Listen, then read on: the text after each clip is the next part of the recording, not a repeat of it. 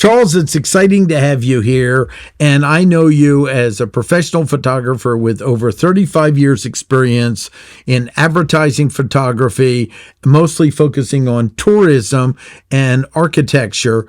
And then in the last 12 years, you've been doing video, and we've worked together on many projects capturing small businesses. But I'm really interested in hearing about your new passion project. Hey, thanks, Martin, for inviting me today. Thanks for that great introduction. As you know, I've been thinking about this and talking about this for a couple of years now. So I'm really excited to be able to share it with you and your audience today. But before I get into it, I have a question. How many of us can tell a story about our great-grandparents or know how our grandparents met or even our parents?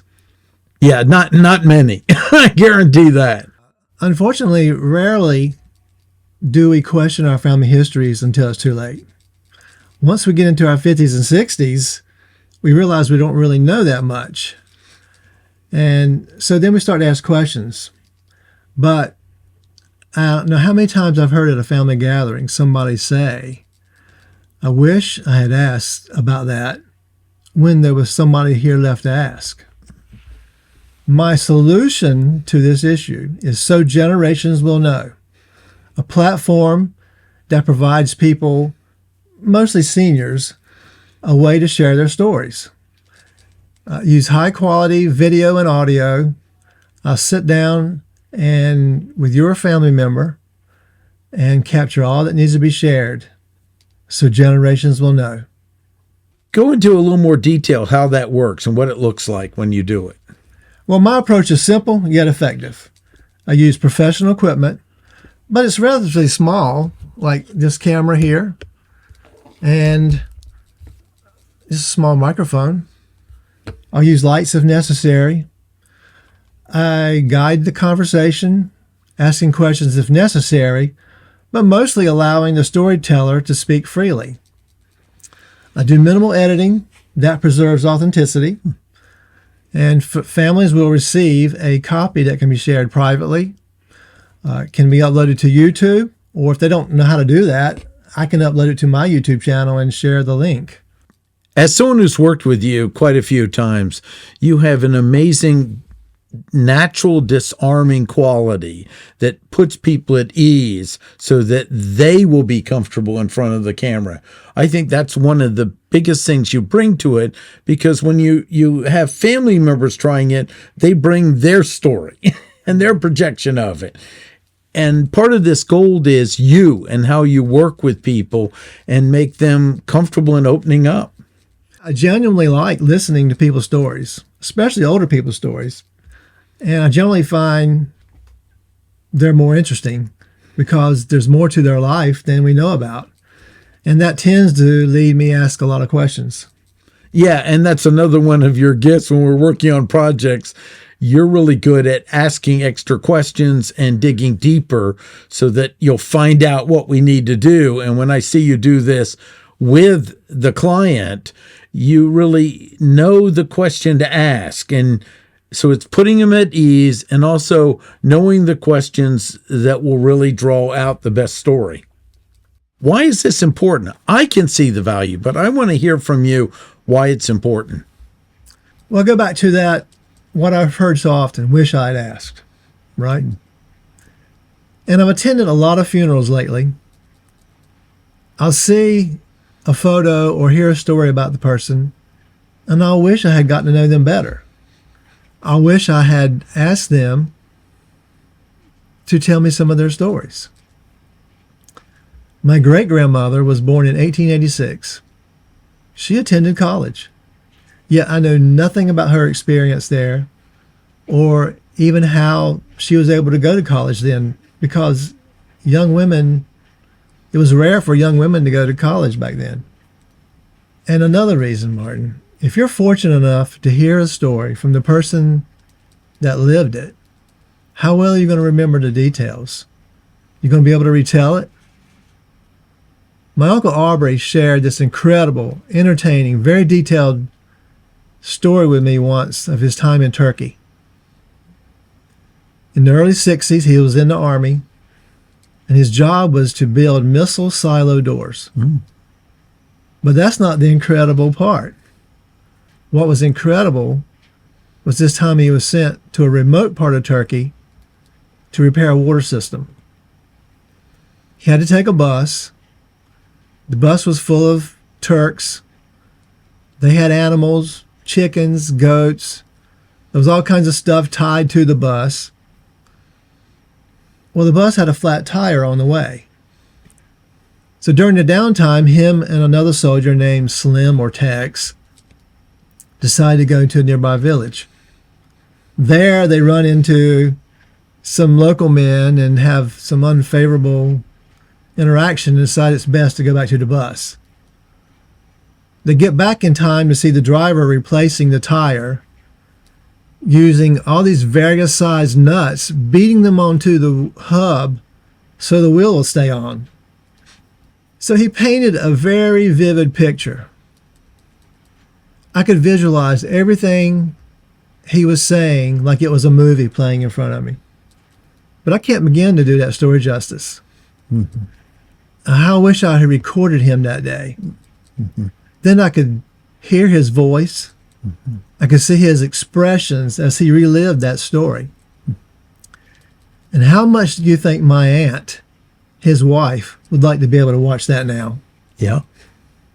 As far as I know, he never told that story to anyone else. He died 2 months later. Oh. Because of that is why I started thinking about and developing So Generations Will Know. Could you give an example of some of the stories you've recorded?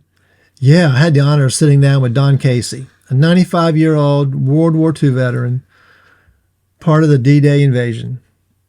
He was a radio operator, and his Jeep got stuck on the beach. His driver, a man named Shell, was somewhat panicking, trying to get the Jeep unstuck, and was standing up. So Mr. Casey says, "Shell, get down. Those are real bullets. There's a war going on." And I sat down with Thurston Jolly, a door gunner in Vietnam. And if you don't know what a door gunner is, that's the man that hangs out of the helicopter with a machine gun. The number one deadliest job in Vietnam. Yet, despite being fired upon regularly and crashing twice, he never got a scratch. But he died 8 months after I sat down with him. I remember that because people were so pleased that you had done that video, the family and everyone else. And if you hadn't captured it, that wouldn't be there. Because there's nothing like seeing the expressions, hearing the tone of their voice. I remember my cousin, since I got a video of their dad, he was like, I forgot my dad's voice. You know, it was so emotional to hear the voice, the tone, and the expressions. This would be a good time to watch this video about two sisters that are talking about how they met their spouse. I'm looking forward to seeing that. I don't think many people know how their parents met. I've heard Aunt Nancy say something like, once she laid eyes on Aubrey Wooten, that was it. I'd like you to tell me how you met Uncle Aubrey and Uncle Newton and what you did to get their attention. In other words, how did we hook them, right? How did we get their attention? How did we catch? Wasn't it at school? He came to the school that I was going to. He changed schools and came up to the school that I was going to, and so at lunch what we did after lunch was walk around the schoolhouse. So after I saw him, and I thought, kind of like the way he looks, you know. So if I'd walk this way, and if I didn't see him after 2 or 3 trips around, then I'd turn around and go the other way so I'd get a chance to see him. And somehow we always kind of looked at each other, you know, when we pass each other.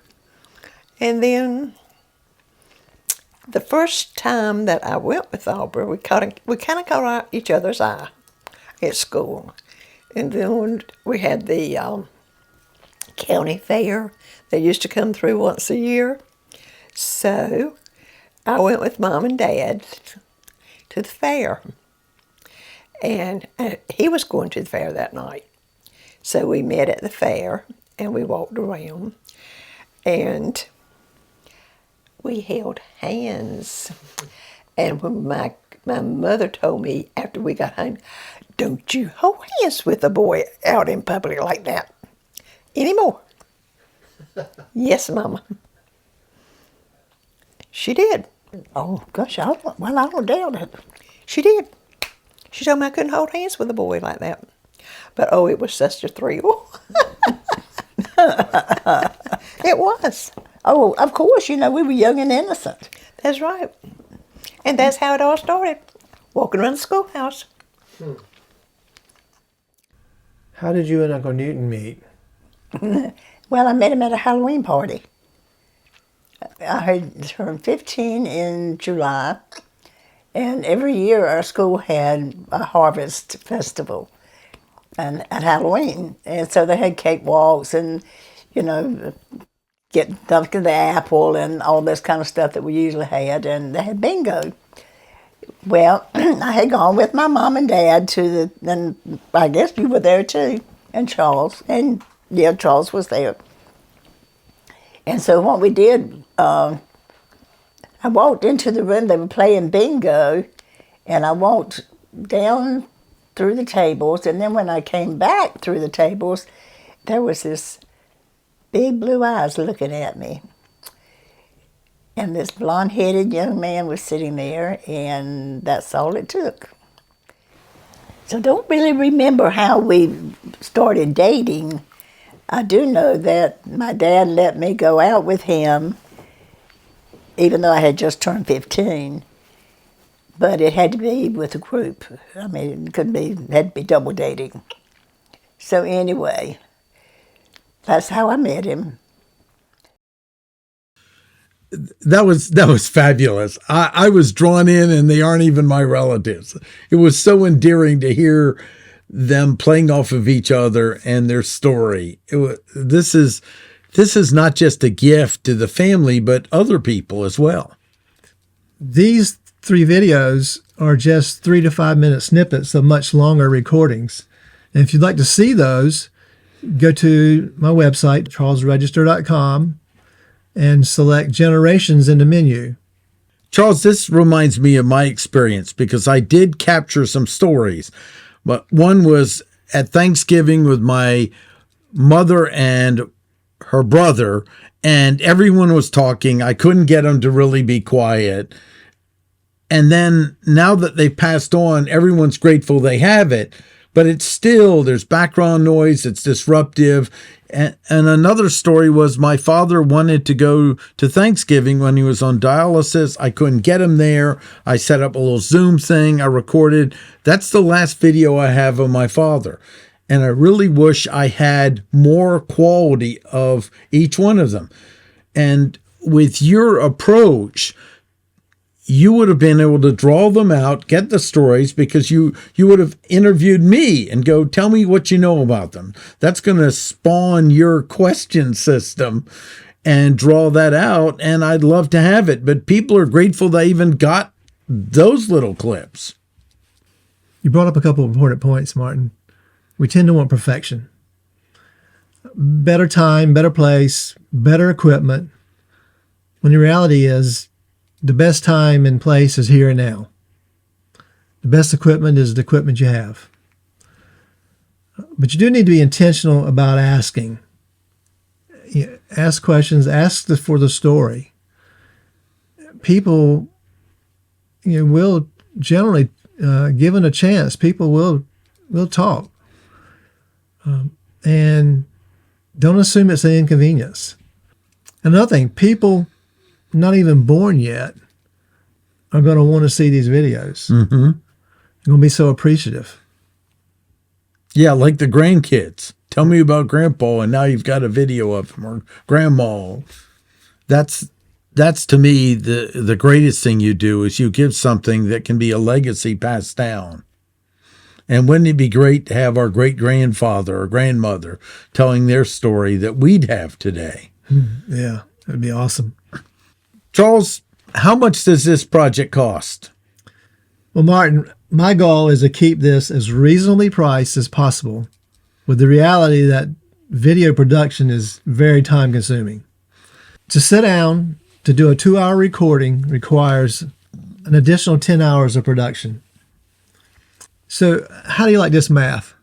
12 hours of production plus $9,000 in equipment required to do this, plus 35 years of experience equals $995.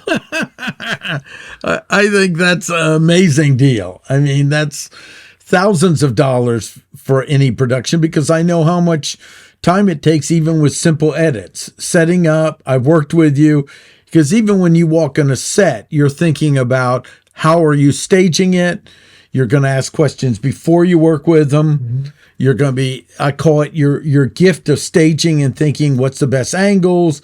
Then you'll be recording it. Then you have to go back and you'll be editing it. Even though it's minor edits, you're going to be doing a few little things to clean it up and then uploading it, making it available. That's clearly a few $1,000s of labor, minimum, if not more.